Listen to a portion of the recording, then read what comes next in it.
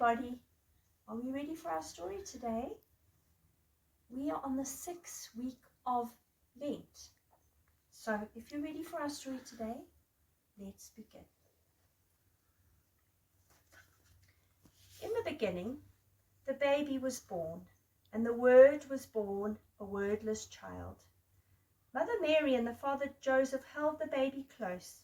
They gave the baby everything he needed to grow, and he grew.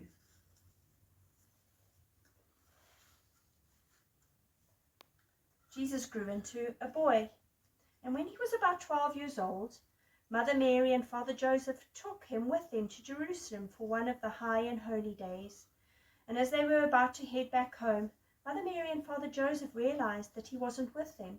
They went back into the city and they searched everywhere for him. Finally, they found him in the temple. He was talking to the rabbis, the priests. When they asked him why he had done that, he said something very strange. He said to them, "Didn't you know I would be in my Father's house?" They didn't understand, but they didn't forget. And he grew into a man. When he was about 30 years old, he went to the river Jordan where his cousin John was baptizing people, and he asked John to baptize him.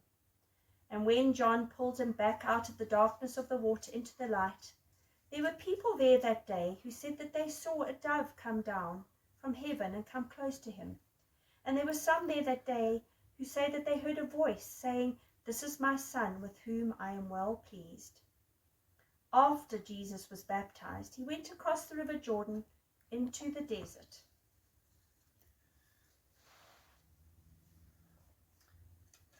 And Jesus spent 40 days and 40 nights in the desert. There wasn't very much to eat or drink. And he wanted to learn more about who he was and what his work was to be. And after he'd been there for 40 days and 40 nights, he went back across the river Jordan to begin his work. But what was his work?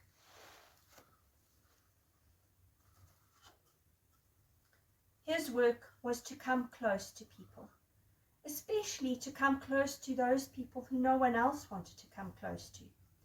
And when he came close to people, they changed.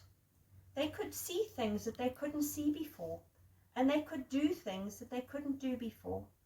They became well. Jesus also told parables, until one day he realized that he needed to become a parable. And so he went into Jerusalem for the very last time.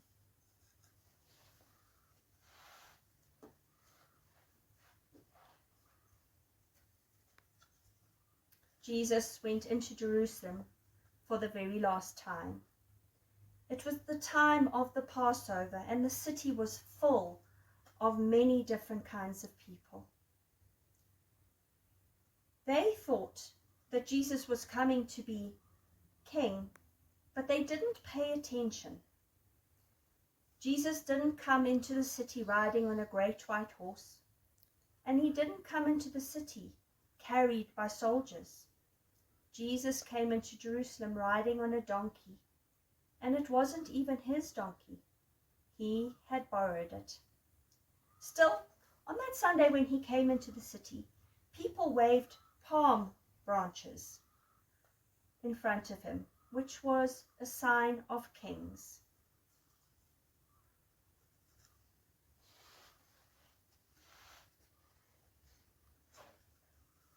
The Monday, Tuesday, and Wednesday of that week, Jesus went into the temple to preach, to teach. And at night he went back to the Mount of Olives with the 12. And people watched him, and they whispered that the Mount of Olives was the place where angels were supposed to come down and make an army to chase away the Roman soldiers. One day when Jesus was in the temple, he said, "Do you see that old woman over there? She is going to put something in the money box. Listen, did you hear anything?" No. She put in the smallest coin that there is, It is all the money she had.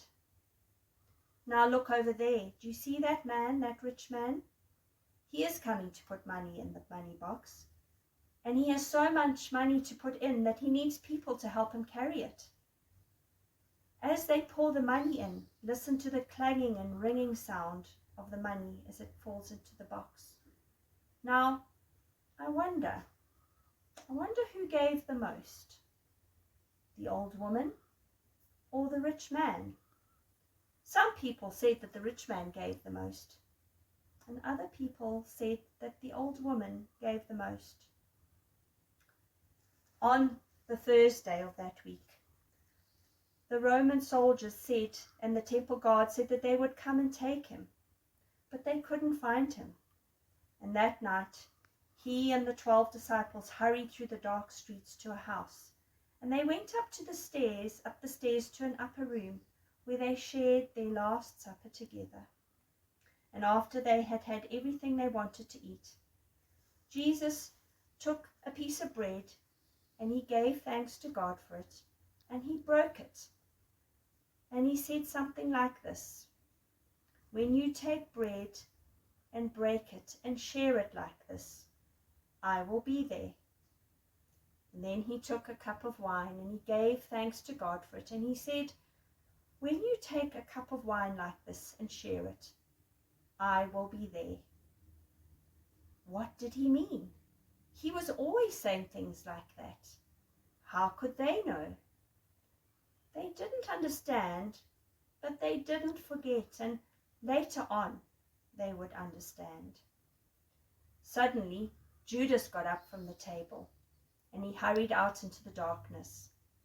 The others sang a hymn, and then they went with Jesus to the Garden of Gethsemane on the Mount of Olives. Jesus wanted to pray, and when he had finished, he joined the others. And then suddenly Judas came out of the darkness and greeted Jesus, and this was a sign for the temple guards. And they too came out of the darkness, and they took Jesus away into the night. And then the rest of the 12 disappeared into the darkness too.